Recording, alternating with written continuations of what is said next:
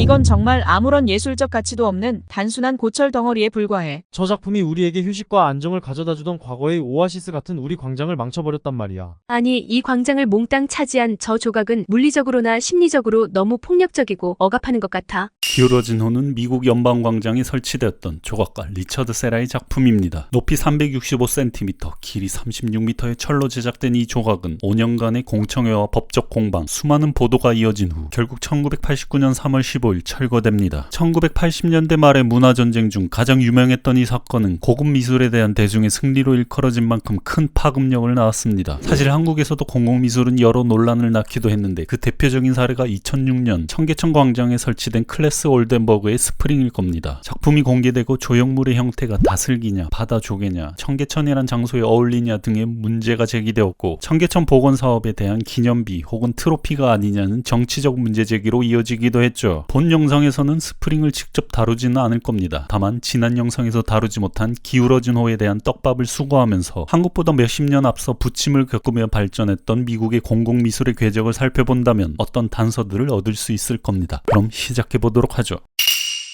1960년 중반에서 70년 중반까지의 공공미술은 아직 공공미술이 무엇인지 그 정의가 확립되어 있지 않았던 시기였습니다. 그래서 대부분의 공공미술은 기존의 미술관에서 볼 수 있는 모더니즘 추상 조각을 복사 붙여넣기 해서 크기만 확대한 것들이었죠. 국제적으로 명성 있는 미술가들의 대표작들을 크게 확대시키는 건 그만큼 어느 정도 유명세나 미학적으로도 보장된 셈이었고 전혀 새로운 작품을 제작하는 것보다는 리스크를 줄이는 안전한 선택이었습니다. 결국 초기 공공미술은 이름에만 공공이 붙었을 뿐 딱히 공공을 위한 특성 같은 건 없었고 야외에서 누구나 볼 수 있도록 설치한 거대한 조각을 지칭하는 이름이나 다름없었습니다. 당시 공공미술을 제작했던 작가 헨리 무어의 이야기를 들어보도록 하죠. 나는 어느 장소에 가서 그것을 보고 무언가를 생각해내야 하는 식의 작업 의뢰를 좋아하지 않는다. 내 조각 중에 하나가 자리를 잡게 될 어떤 장소를 고려하도록 요청을 받는 경우 나는 그간 해놓았던 작업이나 작업하려던 것 중에서 적합한 것을 선택하려고 한다. 하지만 특별히 그 장소를 위해서 무언가를 만들어내려고 눌러앉아 무얼하진 않는다. 결국 모더니즘 공공조각은 그것이 설치될 야외 장소와는 무관하게 구상된 자율적인 미술작품이었죠. 그 작가들에게 중요한 건 자신의 조각이 관객에게 강렬한 인상을 남기는 것일 뿐 야외 주위 환경은 오히려 관람에 방해되는 요소라서 억눌러야 한다고 생각했습니다. 중요한 건 작품의 심미적 특성을 가장 잘 드러낼 수 있는 적절한 자리를 찾는 거였죠. 미술가에게 장소는 그저 작품의 의미를 더 명료하게 드러내줄 받침대 정도로 취급되었고 건축가에게 공공미술은 그저 자신이 설계한 건물 앞에 설치될 유익한 부속품 정도로 여겨졌습니다. 미국의 정부 산하기관 GSA 연방조달청의 건축 속의 미술 프로그램과 NEA 미국 연방예술기금의 공공장소 속의 미술 프로그램이 공공미술을 지원한 이유는 공공기금으로 동시대 미술 중 최상의 것을 가능한 한 많은 대중에게 제공하기 위한 목적이었습니다. 다르게 말하면 예술을 통해 미국 대중을 심미적으로 계도하고 도시 환경을 아름답게 조성하기 위한 것이었죠. 이 말을 뒤집으면 당시의 도시 환경이 썩 아름답지 않다고 여긴 것일 텐데 당시 미국의 주류 모더니즘 건축은 흔히 기능주의 양식이라고 불리는 반복적이고 단조로운 건축물들이었습니다. 장식을 제거하고 건축의 유용성과 기능성을 중시하다 보니 도시는 삭막한 건물이 들어선 비인간적인 풍경들이었죠. 정부 산하기관은 이처럼 소외와 무관심을 낳는 도시건축의 문제를 완화시키고 교정할 수단으로 공공미술이라는 처방전을 내렸던 것입니다. 그 결과 1970년대 후반 미국 전역의 공공미술이 우후죽순으로 퍼져나가게 됩니다. 그런데 막상 야외에 설치된 이 공공미술들은 어떤가요? 사실 모더니즘 미술의 추상적 양식은 미술관의 제발로 찾아가며 미술에 꽤나 관심 있는 관객들에게도 난해하고 파악하기 힘든 작품들이었습니다. 그런데 그런 작품들을 스케일만 키워놓았으니 물리적으로 대중이 접근하기 쉬울지는 몰라도 작품의 의미를 파악할 수 없는 건 여전하지 않았을까요? 장소나 관객 따위는 안중이 없는 이 낯설고 거대한 조각들은 바쁘게 살아가는 도시의 일상과는 어울리지 않는 생뚱맞은 불청객이나 다름없었던 것이죠. 이렇게 느끼는 건 비단 대중뿐 아니라 비평가나 미술가, 후원자들도 공공미술은 그저 삭막한 도시 환경과 대비되는 산뜻한 장식적인 요소 정도로 생각하게 됩니다. 심지어 최악의 경우 공공조각은 지배계급의 권력과 부를 기념하는 텅 빈 트로피, 후원하는 기업이나 건축의 장신구로 전락하게 될 처지에 놓였습니다. 애초에 공공미술은 좋은 뜻으로 시작했어요. 정부는 국제적인 미술가를 지원해서 더 훌륭한 작품에 매진하도록 돕고 대중에게는 당대 최고의 현대미술을 쉽게 접할 수 있는 기회를 확대하는 한다는 것이었습니다만 그 결과는 플롭 아트라는 조롱이었죠. 한국어로 말하면 퐁당 미술, 물에 퐁당 빠지는 돌처럼 주변 환경 맥락과 무관하게 툭 떨궈진 작품이란 거죠. 분위기 파악 못하고 솟아나온 갑툭튀 미술이랄까요? 어쨌든 분위기가 이렇다 보니 공공기금을 지원하는 정부 산하 기관과 공무원 입장에서 세금으로 이딴 거 만드냐는 눈치를 볼 수밖에 없었을 겁니다. 이제 각 기관은 공공미술 후원과 기금의 의무 규정을 강화해 그 작품이 설치될 각 도시의 특정 입지에 맞춰 유니크하고 반복 불가능한 장소 특정적 작품을 후원하는 것으로 정책의 방향이 바뀌게 됩니다. 초기 장소 특정적 미술과 마찬가지로 이제 공공미술은 작품의 물질적 형태와 장소의 물리적 조건들 사이의 관계가 중요해진 것이었죠. 그럼에도 아직 풀지 못한 문제, 대중들에게 난해한 모더니즘 추상 조각은 어떻게 해야 할까요? 모더니즘 미술가는 일상에서 볼 수 없는 낯선 형태를 제시하고 일상의 감각에 젖은 대중의 지각을 교란하는 것을 목표로 작업해왔습니다. 그래서 이 불편함을 초래하는 작품에 어떻게 하면 조금 더 편안하게 다가가게 할 수 있을지 고민이었죠. 당시 미술 관계자들은 그늘이나 앉을 자리를 배치하는 것처럼 공공미술이 막연하게라도 여유로운 느낌을 줘서 관객을 작품 안으로 초대하는 장소 특정적 작품만이 공공적인 책임을 다하는 것이라고 주장했습니다. 미술가들은 이제 건축과 따로 놀던 모더니즘적 자율적인 조각은 그만두고 건축과 공공미술이 서로 통합되어 일관성을 보여주는 도시 공간을 디자인하도록 요청받게 됩니다. 작가들은 어떻겠어요? 건축에 딸린 부속품처럼 취급되던 장식적 기능에서 벗어나 미술관 규모를 넘어선 거대한 작업을 새롭게 시도해볼 수 있는 좋은 기회라고 생각하지 않았을까요? 이상적으로 보면 이제 미술관은 건축가나 도시계획가와 어깨를 나란히 하며 협업하는 관계가 된 것이었죠. 그런데 문제는 건축의 기능주의가 공공미술에도 스며들게 된 것이었습니다. 미학적 가치보다는 사용가치가 더 우선시 되어버린 것이었죠. 거칠게 말하면 미술계에서나 중요시하는 미학적 가치 따위는 모르겠고 미술의 사용가치를 실용성 있는 의자나 그늘 같은 곳으로 치환해서 그런 실용적 사물을 설치하는 게 미술의 사회적 책임을 다한 것으로 여기게 된다는 것이죠. 이제 미술은 장소에 흡수되고 동화되어 미술로서 구별되는 특징을 포기하면 포기할수록 더 진보적인 미술로 환영받게 되는 기묘한 사태가 벌어진 것입니다. 이처럼 도시 환경 및 사회적 조건과 조화를 이루려는 공공미술을 통합주의적 모델로 규정할 수 있는데 이것에 불만을 품고 대항하려 했던 작가가 한 명 있었습니다. 바로 리처드 세라입니다. 그가 기울어진 홀을 제작했던 건 당시의 통합주의적인 도시 디자인에 반대하기 위한 것이었습니다. 그의 선언을 보시죠. 지금 이 나라에서는 특히 조각의 경우 건축에 시중을 드는 작업을 만드는 경향이 있는 것 같다. 나는 구조가 모호하거나 도시 디자인의 원칙을 만족시키는 그런 조각에는 흥미가 없다. 내가 보기에 그런 조각은 항상 매너리즘의 양상을 띠게 되거나 기존 미학의 현재 상태를 강화할 뿐이었다. 나는 비실용적이고 비기능적인 조각에 관심이 있다. 어떤 용도도 오용일 뿐이다. 그런데 세라의 선언과 다르게 당시 공공미술을 지원하는 GSA의 방침은 공공미술이 건축 디자인의 통합된 일부분으로서 대중을 위해 건물 환경을 향상시키는 것을 목표로 했습니다. 세라의 입장과 GSA의 입장은 상극으로 서로 함께할 수 없을 것 같은데 기울어준호는 어떻게 연방광장에 설치될 수 있었을까요? 이는 GSA 행정부가 방침으로 내세운 기준과 그로부터 위임받아 작가를 선정하는 미술 전문가 위원들의 평가 기준이 일치하지 않았다는 걸 알 수 있습니다. 팔은 안으로 굽는다고 미술 전문가들도 당시에 공공미술이 건축의 부속품으로 전락하는 게 탐탁치 않았을 수 있겠죠. 특히 정부 산하기관이 주장하는 장소 특정성에는 맹점이 있었습니다. 잠시 지난 영상에서 다룬 장소 특정적 미술을 복기해 볼게요. 장소 특정적 미술은 백색 공간에 놓인 자율적인 모더니즘 미술에 그럴듯한 일관성과 완결성을 부여하는 미술관 공간을 방해하고 폭로하기 위해 등장했었습니다. 그런데 비평가 로잘린 도이치는 공공미술이 조화로운 공간과 통합이라는 명분으로 장소 특정성을 자신들의 입맛에 따라 길들여 남용하고 있다고 주장했습니다. 그렇게 보면 세라의 기울어진 호는 1980년대 장소 특정성을 왜곡하고 무력화하려는 움직임에 대항해 원래 장소 특정적 미술의 취지를 되살리려는 태도처럼 보였을 것입니다. 세라는 기울어진 호를 둘러싼 논쟁에서 작품은 그것이 놓인 장소와 절대로 분리할 수 없이 물리적으로 결합되어 있다면서 작품을 옮기는 것은 파괴하는 것이나 다름없다고 주장했습니다. 이 발언은 작가가 장소를 단지 물리적인 공간으로 파악했다고 생각하기 쉽죠. 하지만 세라가 고안하는 조각의 규모, 크기, 배치는 그것이 놓일 장소의 맥락과 환경적 요소를 분석해서 결정되는데 이는 물리적 장소 형태뿐 아니라 그 장소의 사회적이고 정치적인 맥락에 대한 판단을 함께 보여주는 것이었습니다. 더 구체적으로 말하면 미술 작품과 장소 사이의 부드럽고 통합적인 연결관계가 아닌 작품이 놓일 장소의 사회적, 정치적 조건에 대해 미술 작품이 문제를 제기하는 적대적인 상호관계를 구상하는 것이었죠. 정부, 기업, 교육, 종교기관이라는 맥락의 틀 안에서 세워진 작품들은 해당 기관의 상징물로 이해될 위험에 처한다. 모든 맥락은 나름의 틀과 나름의 이데올로기적 의미를 갖고 있다. 그것은 정도의 문제이다. 그러나 미술 작품이 명백하게 종속되고 적응하며 순응하고 추종하며 이용되는 그런 장소들이 있다. 그런 경우에는 반드시 그 맥락의 구속에 대항하여 작품이 미심쩍은 이데올로기와 정치 권력을 긍정하는 것으로 읽혀지지 않도록 해야 한다. 나는 현실에 순응하거나 공모하는 미술에는 흥미가 없다. 공공미술을 놓고 벌어진 이 논쟁들은 흥미롭게도 당시 사회학의 흐름과 직결됩니다. 사회학과에 입학한 신입생이 가장 먼저 수강하는 사회학 개론에 등장하는 여러 이론들이 있는데요. 그 중에 하나가 2차 세계대전 이후 20여년간 미국 사회학을 주도했던 텔커 파슨스로 대표되는 구조기능주의입니다. 구조기능주의를 간단하게 요약하면 사회의 질서의 균형, 통합, 합의를 중요시하는 것입니다. 이에 따르면 사회는 하나의 유기체처럼 조직되며 개인, 집단, 조직 등 사회 구성 부분들은 각자에게 기대되는 문화나 규범의 역할을 적절히 수행해야 한다고 보았습니다. 이와 같은 구조기능주의의 보수적 입장에 반대하면서 갈등 이론이 반기를 들었습니다. 구조기능주의가 통합, 조화를 중요시했다면 갈등 이론은 갈등, 대립, 적대에 주목합니다. 이들에게는 자본주의 사회에 내재한 모순이 계급 갈등을 야기하고 그것을 억누르기 위해 국가가 정치 권력과 이데올로기를 통해 은폐하는 것이었죠. 구조기능주의가 왜 보수적이냐? 좌파 입장에서 통합과 조화는 불평등한 사회를 은폐한 채 적당히 타협하고 유지시키려는 헛소리에 불과한 것이었습니다. 이제 연방조달청과 세라 각각의 입장이 어떤지 명확하게 드러난 것 같네요. 결국 세라의 기울어진 호는 아름답게 치장하고 신비적으로 순화된 공공공간이 은폐한 사회적 분화, 배제와 파편화를 있는 그대로 드러내려 한 시도라고 할 수 있습니다. GSA가 원했던 것은 우뚝 솟은 정부 산하 기관 빌딩들로 둘러싸인 연방광장을 통일성 있는 공간으로 장식해줄 작품이었겠지만 세라는 그와 같은 환상의 광장을 가로지르는 강철 조각으로 찢어버린 것입니다. 이데올로기 비판 좋다 이거야. 그런데 그걸 굳이 왜 미술로 해야 돼? 명색이 미술 작품인데 미학적 내용은 없나? 네, 그런 문제제기 좋고요. 그리고 비실용성과 비기능적인 조각을 옹호하는 세라의 입장은 매체 탐구적인 모더니즘 미술로 후퇴한 것 아니냐는 비판도 제기될 수 있을 것 같은데요. 결론부터 말하자면 그렇게 보기는 어려울 것 같습니다. 마이클 프리드가 미니멀리즘에 분노했던 것처럼 모더니즘 예술의 각 매체는 자기 자신의 고유한 언어를 비판하며 스스로 발전해 나갈 뿐 각 매체와 예술 범주 사이를 넘나드는 것은 용납할 수 없었습니다. 하지만 세라는 조각이란 매체의 언어로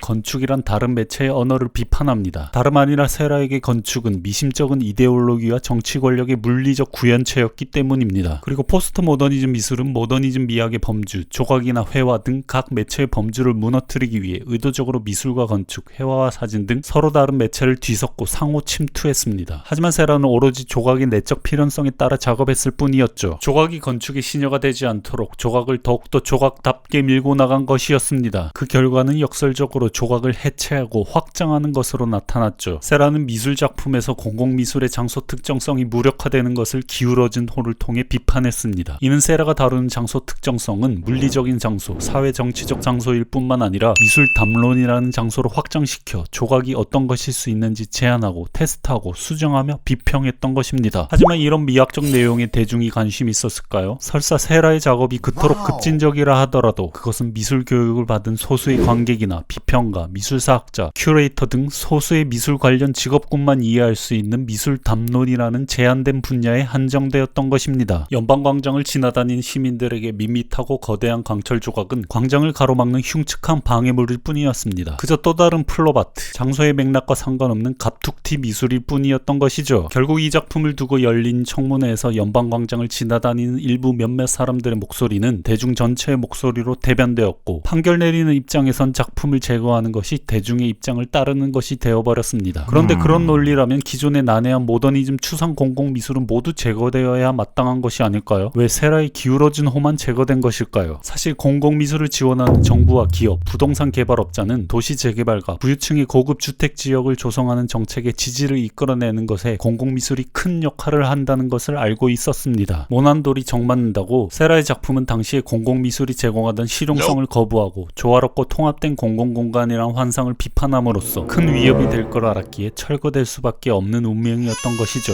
지금까지 살펴본 기울어진 호를 둘러싸고 벌어진 일련의 사태는 미술의 무지한 대중의 인식과 우파의 권위주의적 포퓰리즘이 결탁해 발생한 총극이라고 간단히 내쳐버릴 수 있을까요? 거기에도 일말의 진실이 있었습니다. GSA나 NEA 같은 공공미술기관의 작가와 작품을 선정하는 심사위원이 아무리 전문가라 하더라도 작품은 설치될 장소의 주민, 건축가, 지역 공동체와는 아무런 협의 없이 일방적으로 선정됐다는 것입니다. 1980년대 말 기울어진 호가 철거된 후 변화된 점은 공공미술을 주문 의뢰하는 심사위원과 검토위원회의 미술과 무관한 공동체 대표들이 참여하게 되었다는 것이죠. 이후 공공미술은 작업 과정에 지역 공동체의 참여를 유도하고 미술가가 공동체에 동화되는 방향으로 나아갑니다. 물론 그 과정에서도 여러 문제점과 잡음이 끊이질 않았죠. 그건 다른 영상에서 다뤄보도록 할게요. 지금까지 리처드 세라의 기울어진 홀을 둘러싼 공공미술에 관한 논쟁들을 살펴보았는데요. 이제 우리 주변 곳곳에 세워진 공공미술 그리고 청계천의 스프링을 다시 바라본다면 나름 각자의 견해들이 도출될 것으로 기대해봅니다.